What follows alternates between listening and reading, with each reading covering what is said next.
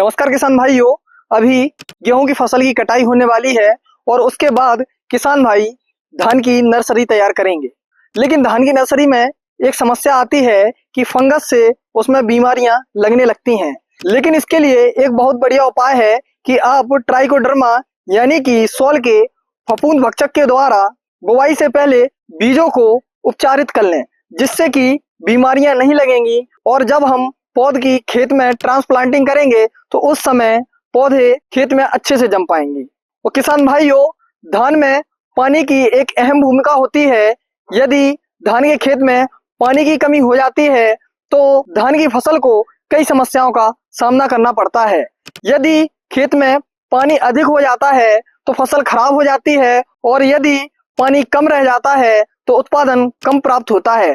तो किसान भाइयों, आज की इस वीडियो में हम बात करेंगे कि धान के खेत में पानी की कमी से क्या बड़ी समस्याएं आती हैं। किसान भाइयों, यदि खेत में अधिक पानी भरा रहता है तो पौधों की जड़ों तक ऑक्सीजन नहीं पहुंच पाता है, जिससे कि पौधे कमजोर हो जाते हैं। यदि खेत में जल भराव बना रहता है तो पौधों को जो पोषक तत्व प्राप्त होते हैं उनकी कमी हो जाती है, और जल भराव होने के कारण पौधों की जड़ों में फफूंद जनित रोग जल्दी फैल जाते हैं।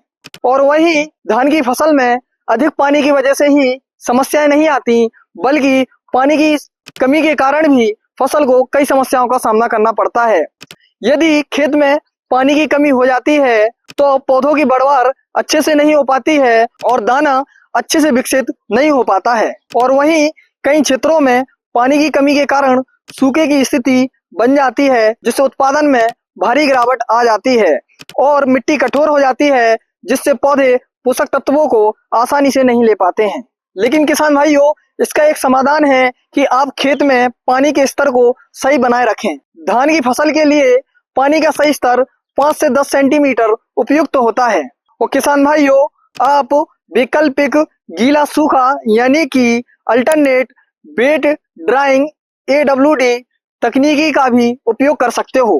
किसान भाइयों, इस तकनीकी से धान की फसल में पानी की बचत होती है।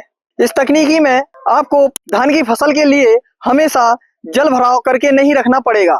आप पहले उसको लगातार पानी दे सकते हो और फिर फसल को सूखने दे सकते हो।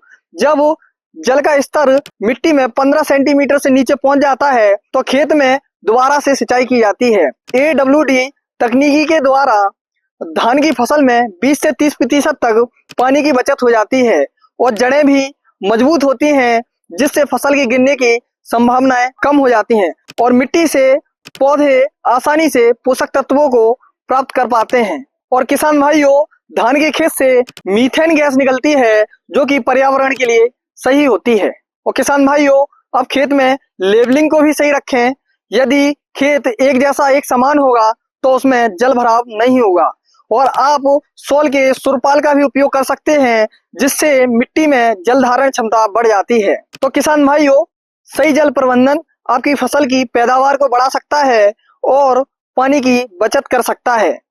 अधिक जानकारी के लिए आप हमारे ग्राहक सेवा केंद्र के इस नंबर पर कांटेक्ट कर सकते हो। और यदि आपको ये वीडियो पसंद आया हो तो आप इस वीडियो को लाइक कर दें, अन्य किसान भाइयों के साथ शेयर कर दें और चैनल को सब्सक्राइब करना ना भूलें।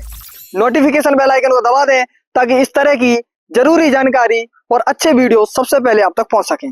धन्यवाद। जय जवान, जय किसान।